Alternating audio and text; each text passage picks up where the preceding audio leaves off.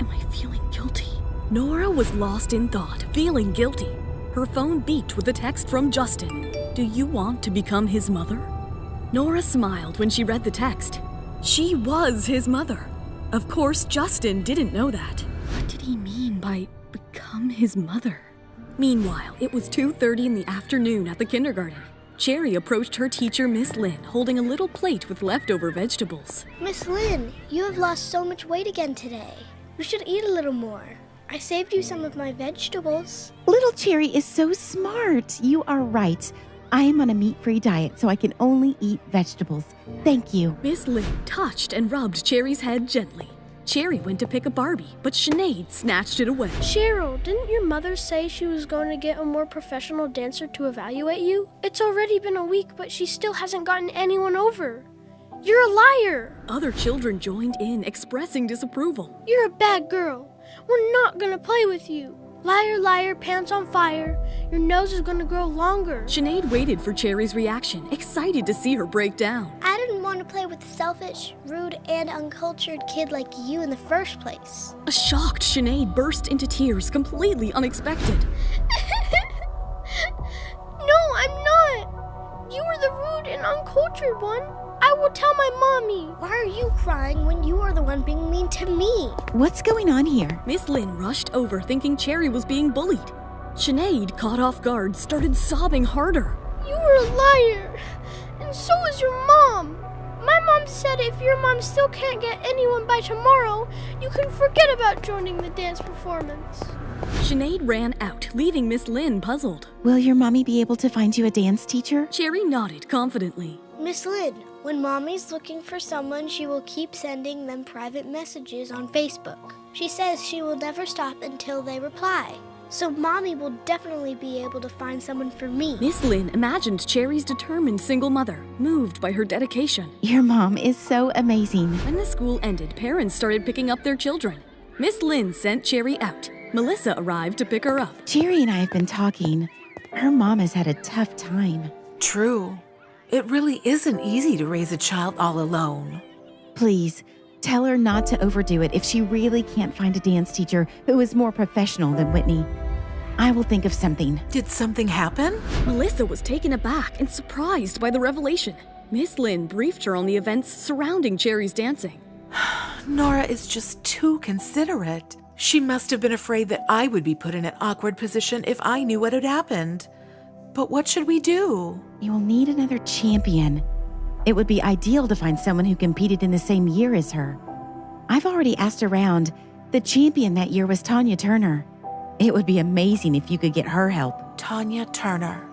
That might be our best shot. Meanwhile, Nora arrived home and found Tanya standing at the bedroom door, concerned for Nora. Nora, are you really not going to let me sleep with you? Nora responded by slamming the door shut, leaving Tanya worried.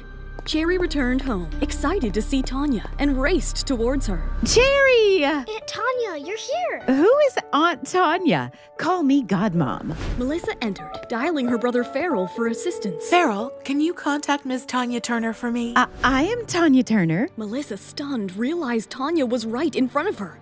Suddenly, Miranda, Melissa's sister-in-law, called her and furiously scolded her over the phone. What's going on in your family? Rachel has told me everything that happened at the dance party. Why is Cheryl always fighting with my daughter? What's the matter, Miranda? I was just calling about Tanya's contract, her contact information. As if you need it. She's already at your house. You're doing this on purpose, aren't you? Did you not know she was there? You're mistaken. I didn't know she was here, and I had no idea what happened last night at the party. Know your place, Melissa. You are not part of the Wood family anymore. You are an Anderson. Scoring points with Tanya Turner doesn't change that. We still outrank you. Tell Cheryl to stop fighting with Rachel and to know her place. Miranda abruptly hung up, leaving Melissa in shock. Still processing Miranda's harsh words, Tanya approached Melissa. Hello, it's so nice to meet you. You were looking for me, right? Of course. Tanya cheerfully took Cherry's hand and led her into the living room. Upstairs in the bedroom, Tanya played with Cherry, tossing her into the air. Again, Godmom, again. Next to them, Cheryl, still in shock, watched as Tanya and Cherry played together. Tanya, exhausted, slumped onto the sofa. It's only been half a year since I last saw you. You are getting so big. Cherry, unfazed, climbed onto the sofa and massaged Tanya's shoulders. I'm not that big. You've gotten weaker, that's all. You guys are so noisy. In the next room, Nora, lying on the bed, tossed and turned, unable to sleep. She called out, "Can't you go play outside? I still have to get up early tomorrow to take Cherry to school." Don't be silly. I'm here now. You can sleep as much as you want. I will take Cherry to school tomorrow morning. In that case, I will go and do a bit of work. Were you waiting for me to say that? Tanya was stunned, realizing she had fallen into Nora's trap. She nonchalantly walked into the study, leaving everyone speechless. Cheryl cautiously approached Tanya as she took her to the guest room. Tanya, how did you meet Nora? Tanya's eyes dimmed a bit at the question. She looked at Cherry before answering. We met at a gathering. Cheryl, sensing Tanya's discomfort, decided not to press further. Cheryl, are you worried that Nora is cold to me? That I will be mad? Cheryl, feeling embarrassed, nodded. Tanya burst into laughter, picking up Cherry. Don't worry. She is really nice to me. Look, she even gave me a little cherry. She and I are so close that we can pretty much read each other's minds. She is luckier than me, though. Cherry kissed Tanya on the cheek. Don't be sad, Mom. Tanya froze, her eyes reddening, hugging Cherry tightly. She carried Cherry into the guest room where they continued to play. The next morning, Tanya decided to take Cherry to school in style, breaking Nora's usual routine. Whitney and Sinead confronted Cherry as she arrived at school with Tanya. Liars aren't allowed to go to school. Whitney gave Cherry a stern punishment. Cherry Smith, it's not good to lie. As punishment, you will stand at the school gates and shout 100 times, "I was wrong. I won't ever lie again." You can only enter after you have reflected upon your actions. As the dance teacher of the school, Whitney was authorized to discipline students. However, her humiliating approach was not appropriate. Mrs. Lowe, let's not do that. Other parents might get the wrong idea. Why would they be unhappy? We need to maintain excellence. These children are spoiled, and that's why they develop bad habits. Her words made Miss Lynn uncomfortable. She tried to reason with Whitney. Whitney, corporal punishment is against the law. Feel free to call the police and have them arrest me then. Miss Lynn was frustrated, bringing up the incident with Cherry. This needs to stop. Cherry's mother only sought a more professional teacher because she was worried about your treatment affecting the child. One mustn't make excuses when they make mistakes.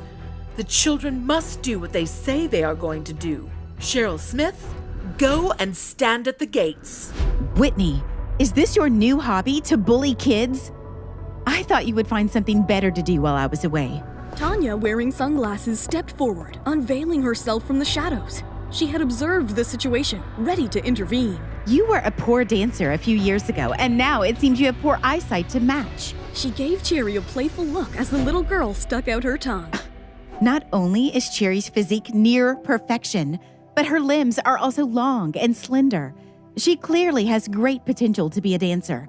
I would have taken Cherry as my student a long time ago. She challenged Whitney's judgment. Who do you think you are? How dare you say that she doesn't have any potential for dancing?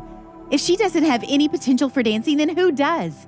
What a joke. Whitney, speechless, feels the weight of Tanya's words and the echoes of their past rivalry. Will she give her a reply? How will Nora react to Tanya's involvement in her daughter's matter? Hi, Nora here.